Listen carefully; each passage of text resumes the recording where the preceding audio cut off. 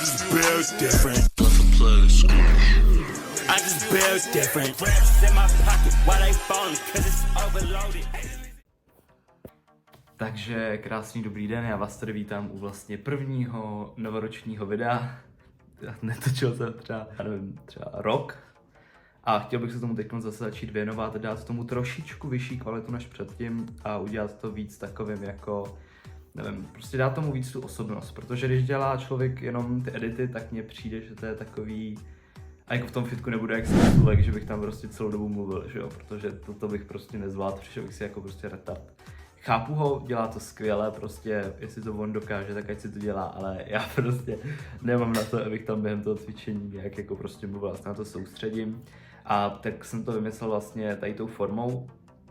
Dělá to podobně i Gavin Adin, jestli vám to něco říká, poměrně populární člověk v trojboji. A bude to v tom, že prostě si rozebereme nějak ten týden, udělal jsem tady na to takový jako edit, že prostě jsem rozebral celý ten týden a sestříhal jsem to, dal jsem tam ty nejzajímavější věci, takže máme tady vždycky ten základní cvik a pak ty doplňky. A to by bylo asi všechno. Prostě review toho týdne, jak to šlo. A k tomu samozřejmě, ještě kdybych se mi povedlo udělat nějaký jenom samostatný edit na ten jeden trénink. Natočil bych to, sestříhal bych to, udělal bych z toho krátký video, třeba to bych zvládl udělat i během jednoho večera, třeba prostě 5-7 minutový video jenom z toho jednoho tréninku a stejně bych potom udělal vlastně ten review, anebo prostě natočit, co já vím, prostě jak se zahřívat na něco, jak pracovat s nějakou bolestí, protože prostě ty věci, co já už jsem si tak nějak zažil za ty 2 roky, tak už to taky jsou znát a prostě nějaký zkušenosti jsem nabral. Cokoliv, co se týče tohohle, když tak mě nějaký nápady, co vás zajímalo, můžete psát do komentářů. Takže bych se teda, tady tím bych asi ukončil jako tu informační část. Takže teď bych si tady rozebral ten týden, který byl teďkon, což je teda week 2.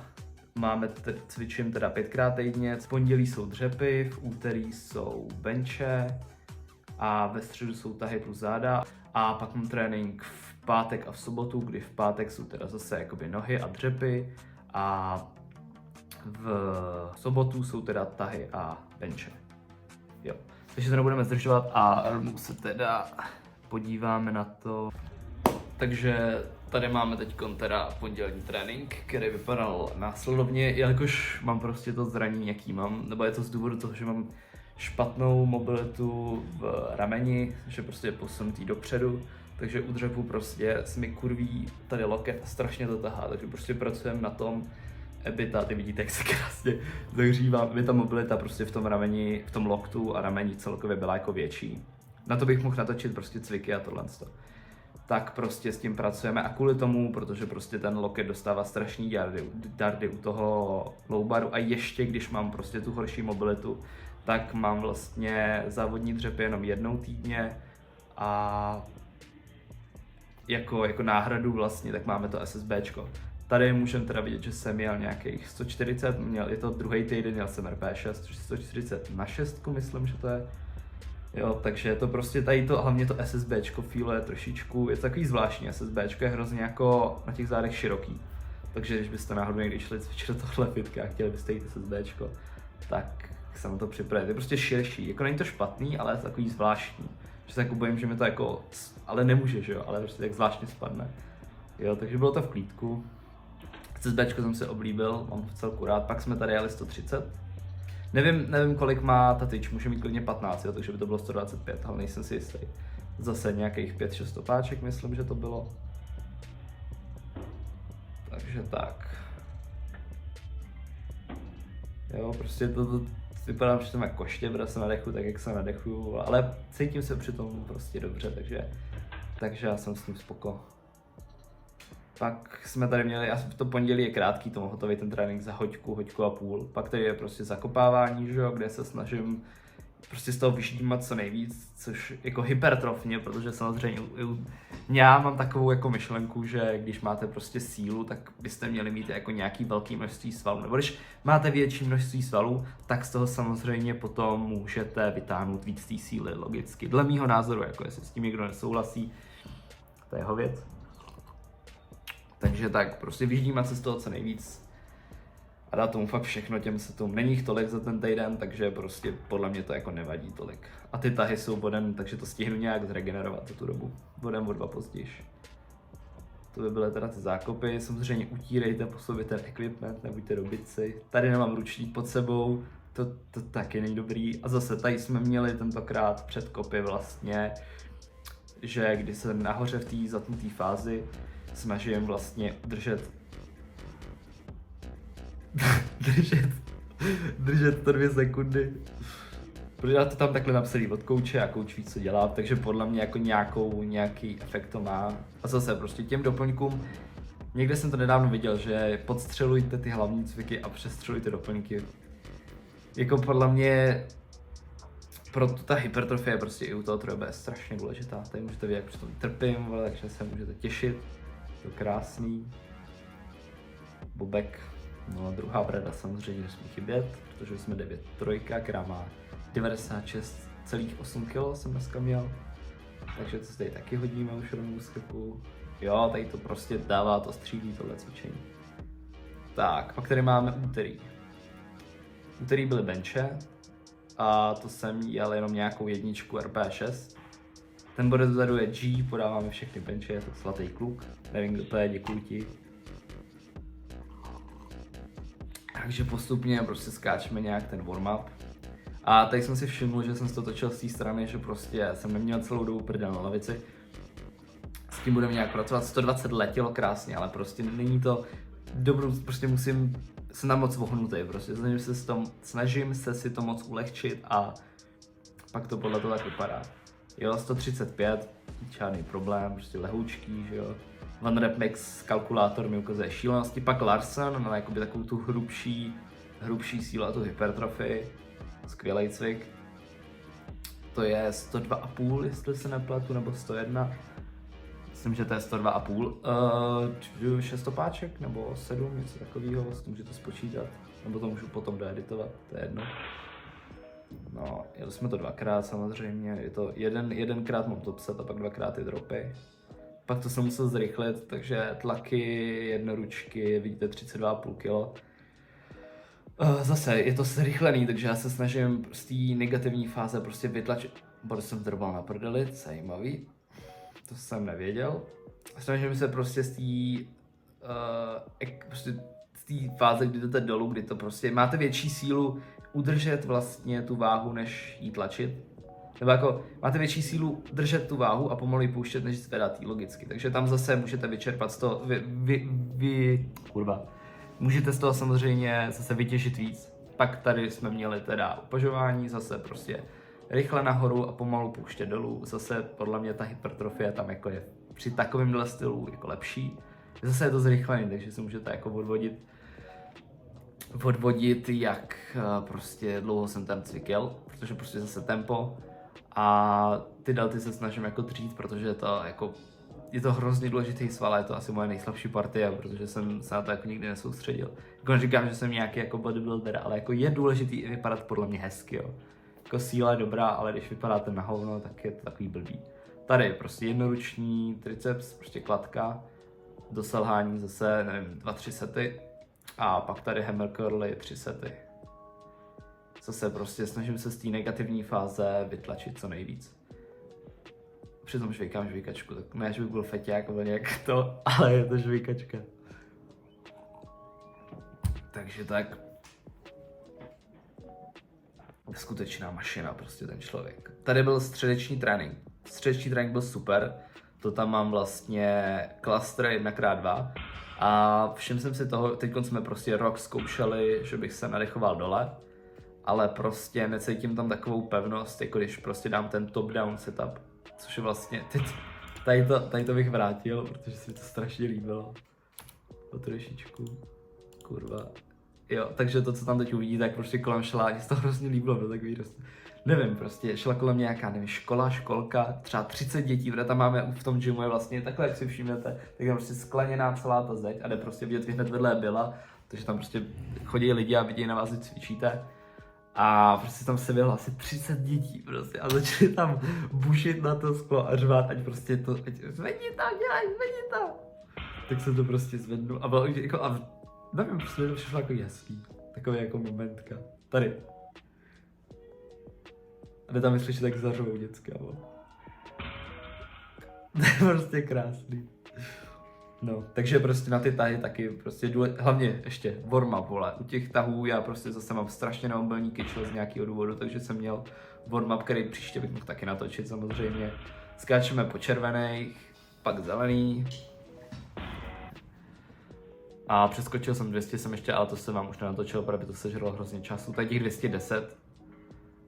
Jako na takovýhle váhy jsem se jako dlouho nešáhl, protože jsem se v tom vůbec necítil komfortně. Hrozně mě ten tah kope dopředu, protože mám prostě zrovna na ten tah, tak nemám dobrý build.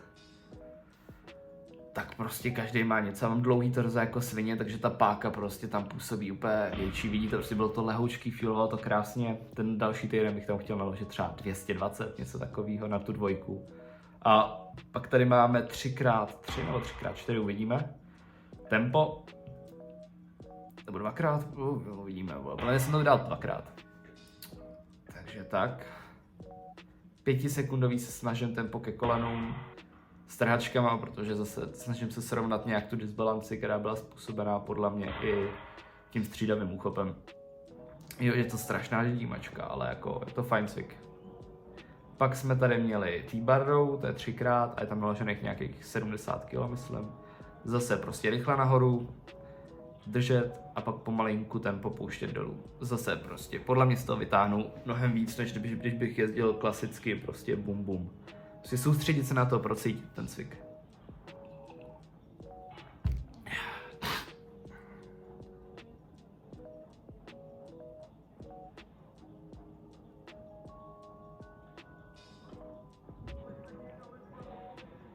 Pak tady stahování, já to mám napsané jako pull-upy, ale prostě přijde mi lepší jezdit, když to, čím větší stabilita tam je, tím větší můžete jako vytvořit stres na ty specifické svaly a tím větší potom z nich můžete mít ten svalový růst. Já nejsem žádný prostě jako bodybuilder, ale podle mě jako časem to bude mít to svoje ovoce, to je prostě všechno takhle, ty doplňky hlavně, jako ty hlavní cviky, to už vám to tělo rozmrdá jako po stránce, jako nervový soustavy strašně moc.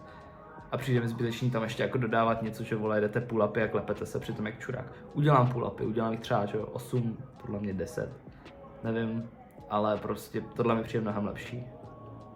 A pak tady přitahování, prostě chest supported row, zase to stejný, je tam nějakých nevím 60 kg. Tady ta mašina se mi líbila, jsem krásně procítil ten latissimus. Tady takhle. Je latissimus, kdyby vás to zajímalo, myslím teda, nejsem zase odborník. Zase nějaký 3 série, 8 opáček, něco takového. My jsme tam dostali aspoň nějaký ten volume za ten týden. Všechno jezdím s trhačkama, protože prostě zase líp procítím ten sval. Jako možná mi slábne úchop, kvůli tomu někdo říká něco takového, ale prostě když jezdíte ty tahy, nosíte ty kotouček, prostě tak podle mě jste v chillu asi. Podle mě to je v pořádku. Pak tady máme pátek. Pátek a sobotu už jsem byl jako, abych vás uvedl na pravou míru. V pátek jsme psali matematiku, s který jsem stál koule, takže budeme mít zase na vysvědčení koule. To se prostě může stát i prostě člověku, jako jsem já. A tu pátek i ten sobotu jsem vůbec jako neměl náladu na to nějak cvičit, vole ty doplňky, chodit tam jako s tou kamerou. Takže takhle jsem prostě natočil jen ty hlavní cviky. Ale můžeme si říct samozřejmě, co tam je jako za ty cviky dál. Jako je to hodně podobný jako ty tréninky v to pondělí a v tu středu. Jo. Takže pokračujeme. Cvičil jsem to ještě na výšku, jo. Protože prostě fakt, nevím, nechtěl jsem tam s tím, neměl jsem prostě na to energii v ten. Ale stejně jsem natočil aspoň něco, je hlavně udělat aspoň něco, pokusit se a dát tomu jako co můžete nejvíc.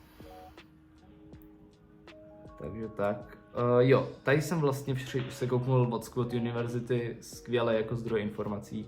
Když máte prostě něco bolí, nějaká nestabilita, něco prostě skvělý zdroj informací. Zkusil jsem nějaký warm-upy a nové věci právě na to, jak mě bolí tahá ten loket. Protože tady z toho můžete všimnout, že prostě ta levá ruka je o trošičku jako prostě blíž než ta pravá. Prostě tady ta mezera, jako je to i tím úhlem samozřejmě, ale prostě je tady větší úhel mezi tady tou částí a tady tou částí a pak to bolí tady, že jo. protože se natahuje tady ten sval strašně moc do velké extenze. A zkusil jsem na to nějaký prostě warm-upy, nějaký cviky právě od univerzity a jako pomohlo mi to. U těch 120 už mě to normálně bolí jak kretén a tady to nebolelo vůbec, takže tak. Ale jako prostě zase na tady tréninku už jsem byl takový trošičku unavenější, minulý týden to šlo líp, ale stejně prostě jsem to pushnul a snažil jsem se tomu dát co nejvíc. Tady máme těch 120 teda. Feel právě tady se usmívá Tonda, vole, protože to nebolelo. Poprvé za prostě x dnů. Takže tak. Frajírek. Já jsem to neustřihl, nevadí. To přeskočíme. Jo, takže tady máme potom stopade, který jsem skipnul. To bude těch stopade nebo ne? Boreček. Jo, takže já jsem natočil, to se může stát, hele, rovnou tady máme ten, ne, tady je těch stopadek, dobrý, tady máme těch stopadek, movoval se to na hovno, feeloval to celkově na hovno, vlastně jsem to pušnul, tady je 163,5 vlastně, na 5 opáček, jo, takže tak. Zase prostě to tady den 2, takže by to nemělo být nějaký RP, vole 80, mělo by to jít RP 6. Což jsem podle mě jakž tak splnil. Jo, nebylo to prostě, bylo to možná sub 6, dřepy prostě. A pak tady 153, dropy dvakrát. 153,5, přesně.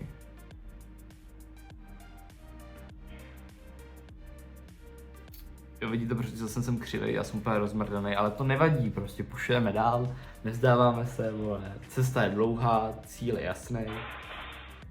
Takže tak. Jo, takže potom, ještě tady to stopnu na chvilku, potom jsem ještě jel Hackeny, 2 série, po nějakých 8 opáčkách, zase prostě tempo dolů, s pauzou, pak výstřel a pak jednou AMRAP, prostě do nejvíc, co půjde. A pak zase předkopávání, zakopávání, takže tak. A v sobotu jsme měli teda benche, který jsem si odjel v krásném Orlu. Byla tam moje zlatá polovička, tady můžete vidět. Šárka Lukešová, Bobík. A tady jsem měl teda 131 tempovanou dolů. Tady máme potom 100 kg. Teď nevím, jestli jsem nějak točil. Jo, tak jsem je natočil. Tady jsem šel... Tady je 120 teda. Poslední warm-up. Feeloval to trošičku zvláštně a tady je potom těch 130. Nějaký RP měl být 6, podle tak 6 až 7. A dropy 110. Jestli se nepletu. Jako oproti tomu, jak jsem křivej normálně, tak tady to je fakt jako rovný. To jsem jako čuměl, že to je tak rovný. Jo, tady vidíte mi pupíček, pindíka trošičku, stává se. Jo, takže to je ta sobotka. V tu sobotu jsou zároveň i fakt jako lehoučký, jenom jako abych si, jak to říct, abych prostě si osvojil víc tu techniku, jak jsou tahy. Zase nadechování, tady u těch warm-upů ještě se nadechnu dole, protože to není tak těžký, ale jakmile skáčelo těch 170, tak už se nadechu nahoře. 3x3 to bylo, jel jsem 180, jo 180, mám to tam napsaný, ale poslouchejte kouče, je to důležitý. A jakmile se nadechnu nahoře, tak z nějakého důvodu mě to nekope dopředu tolik, jak když se nadechnu dole. A jsem víc jako nad tou osou než přední, normálně jsem přední, protože prostě nedostanu se tam kvůli tomu torzu a podle mě pákám, že jsem nemobilní, ale pracujeme na tom, prostě pušujeme, pracujeme na tom, je to prostě lehoučký, že je to 180. Byly 3 série, možná, že tady máme tu druhou. Máme tady tu druhou. Takže tak. Jo. Šel jsem, ještě teď dodat, kde to vidět, šel jsem prostě z té 8.3, kdy jsem měl nějakých 86-88 kg, do 9.3, kdy mám nějakých 96,8.